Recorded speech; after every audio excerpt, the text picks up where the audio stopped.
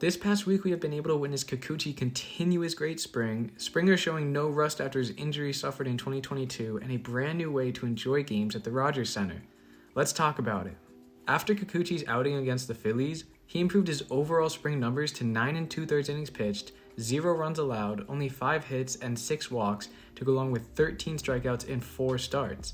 The walks are a tad high, which was his problem in 2022. The control of his pitches were not there. But as long as they're not coming around to score, which they aren't, then there shouldn't be too much cause for concern. He was also able to get up to 61 pitches, and in his next start, he could go all the way up to 75. He's looking like the most ramped up pitcher the Jays have, and I don't want to get too ahead of myself, but the Jays have the making of a top 5 rotation in baseball. Hear me out. Alek Manoah would be the number 1 on pretty much every team. Gausman was also elite, pitching to the lowest FIP in the AL last year, which means it's very possible he can improve on that 3.35 ERA.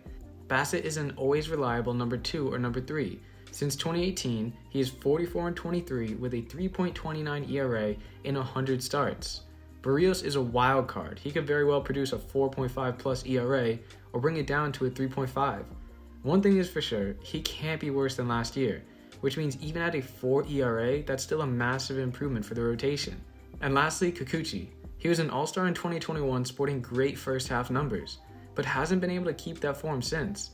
That is why this spring has been so encouraging. If I had to pick one person to have an outstanding spring, it would be Kikuchi, so I'm very pleased. If he is able to go out and give 5 or 6 innings of 2 or 3 run ball, then this rotation has the makings to be a very strong point on the team. Not to mention that White and Ryu can eat up some innings if need be, and Tiedemann can be called up some point later on in the year. Okay, let's talk about Springer. Throughout the 2022 season, he was dealing with a nagging elbow injury, which limited his time in the field. Not only that, he wore an elbow brace for pretty much every at-bat by the end of the year, and it was pretty apparent it bothered him too. The season also ended for Springer rather abruptly with his collision with Bichette that left him with a concussion and a shoulder injury. Then later that month, he had surgery to remove that spur in his elbow. And while it was never in question whether he'd be good to go by spring training, it's nice to see him doing so well after getting banged up pretty hard in the last half of the 2022 campaign. This spring, he has 3 straight games with a home run and overall is looking very sharp, leaving my worries surrounding his health to bed. And now that Kiermaier is manning center, he can have an easier time in the field. Right is far less taxing, and with the wall being moved in, there's less ground to cover and a shorter throw, meaning hopefully we can see Springer play 140 plus games this season for the first time in his Blue Jays career. Moving on to the last topic of discussion from this week, a brand new way to enjoy games at the Rogers Center. When baseball returns to Toronto next month, not only will it be able to explore the start of the $300 million renovations, you can now purchase a $20 general admissions ticket. With this, you won't get a reserved seat. Instead, you'll be able to roam around the all-new outfield district, and the renderings of this new area looks absolutely amazing.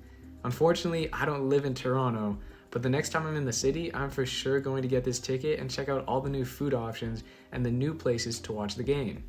Let me know what your takeaways are from this week of spring training in the comments below. I'd love to hear your opinions. That's all for this video. If you enjoyed, make sure to subscribe.